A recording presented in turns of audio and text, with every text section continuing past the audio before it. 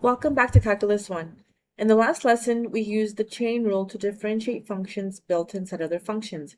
We will now use that rule in a new setting, equations in which y has not been isolated. This method is called implicit differentiation. It allows us to find slopes and tangent lines without first solving the equation for y. The key is to treat y as a function of x. Whenever we differentiate an expression involving y, the chain rule produces a factor of dy dx. By the end of the lesson, we will also use implicit differentiation to find a second derivative. Let's get started. Here's what we will cover in this lesson. We will first distinguish between equations written in explicit form and equations written in implicit form. Next, we will differentiate an equation without solving it for y first. We will then use a derivative to find the slope of a curve that may not be a function of x. Finally, we will use that slope and a point on the curve to write a tangent line equation. Everything in this lesson rests on one idea from the last lesson. Because y depends on x, differentiating a function of y requires a chain rule. So far, most equations have been written with y alone on one side. This is explicit form because y is written directly as a function of x. The polynomial example shown is explicit because y is isolated. The circle equation is implicit because x and y appear together and y is not isolated. The circle shown here is described by an equation involving both x and y. Solving for y produces an upper branch and a lower branch rather than one function that represents the entire circle. That is why the circle fails a vertical line test. Most vertical lines cross it twice. The circle is not a function of x, but it still has slopes and tangent lines at individual points. The implicit differentiation lets us find those slopes directly from the original equation without first solving for y. The central idea is to differentiate both sides with respect to x while treating y as a function of x. In the left panel, we differentiate x to the fourth with respect to x. The variables match, so the power rule gives 4x cubed. Nothing extra appears. In the right panel, we differentiate y to the fourth with respect to x.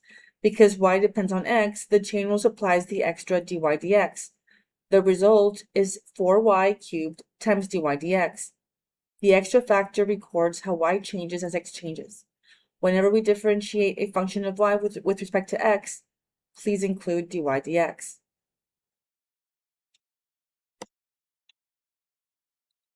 Let's compare the four expressions on this slide. Each one is differentiated with respect to x. The derivative of x to the fourth is 4x cubed. Because y is a function of x, the second expression requires a chain rule. The derivative of y to the fourth is 4y cubed times dy dx. For the linear combination, differentiate term by term.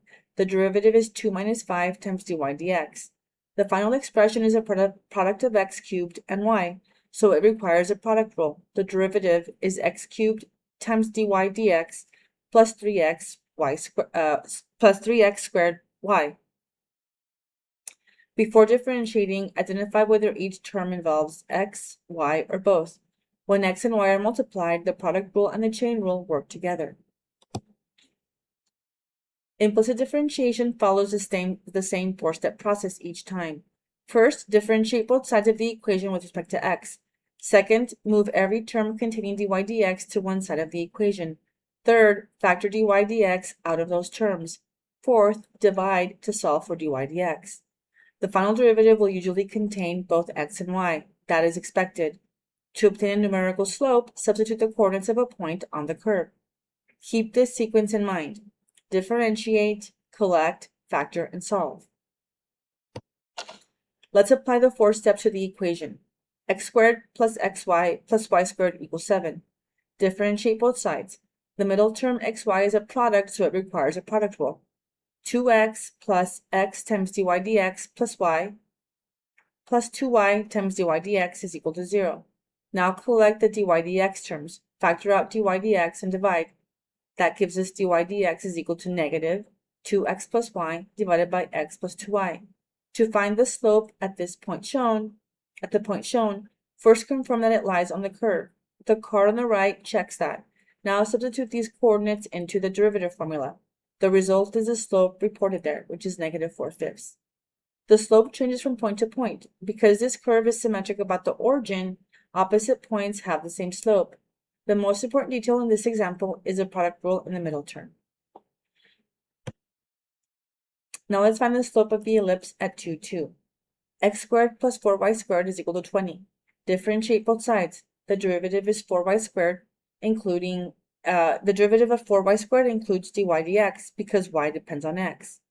This gives us 2x plus 8y times dy dx is equal to 0. Solving for the derivative gives us dy dx is equal to negative x divided by 4y.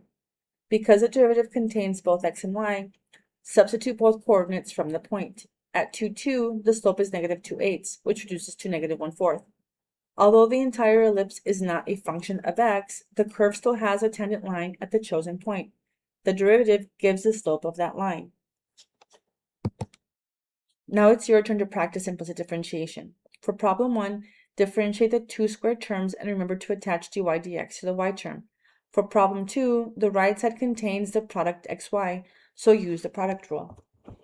Problem 3 also contains the product xy. After differentiating, collect both dy dx terms before factoring. For problem 4, differentiating sine y requires a chain rule, producing cosine y times dy dx.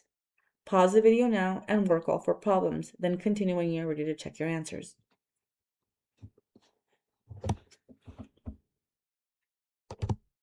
Let's check your answers. For question 1, dy dx is equal to negative x divided by y. This follows from 2x plus 2y times dy dx is equal to 0 and is valid where y is not equal to 0. For number 2, dy dx is equal to 2y minus x squared divided by y squared minus 2x. The right side requires a product rule. At the origin, both the numerator and denominator are 0, so the point must be examined separately. For question 3, dy dx is equal to negative y divided by x minus 2y. The xy term requires the product rule. Then collect and factor the dx dy terms.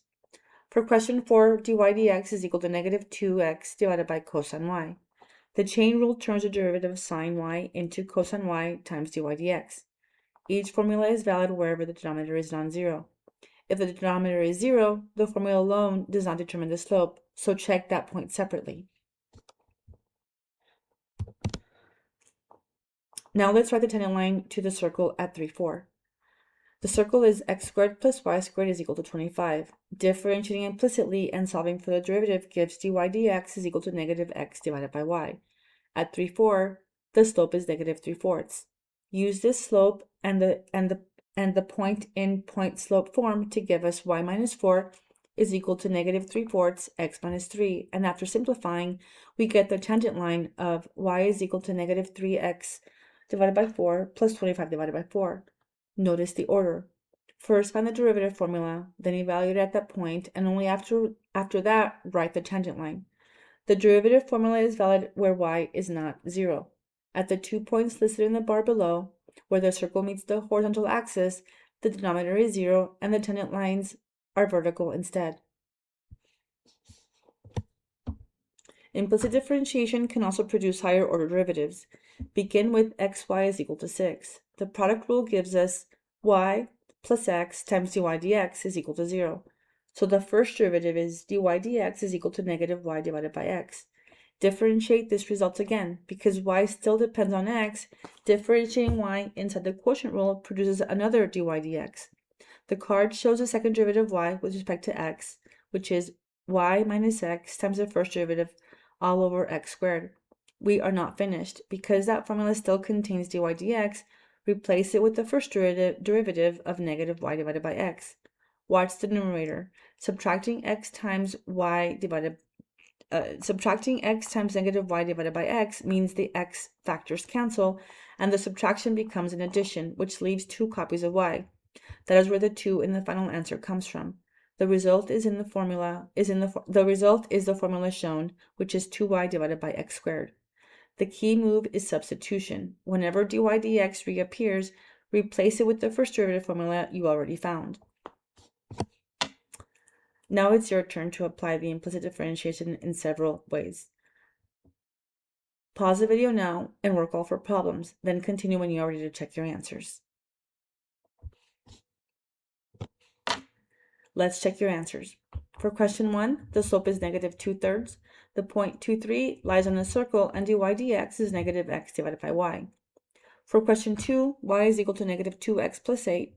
For xy is equal to 8, the derivative is negative x divided by y, so the slope at 2, 4 is negative 2.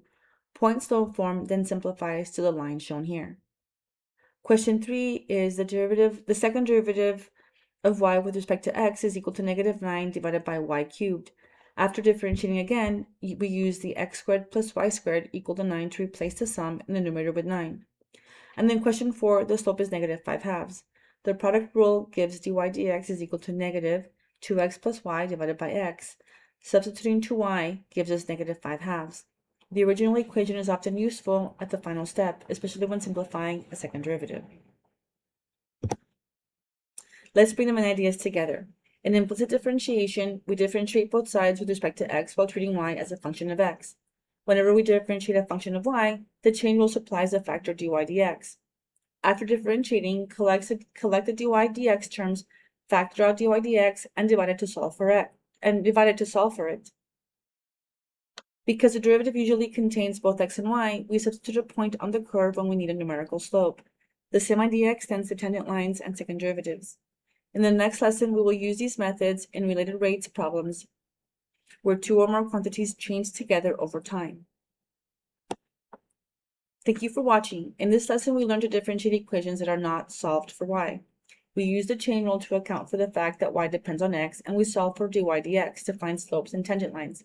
We also differentiated implicitly a second time to find the second derivative y with respect to x.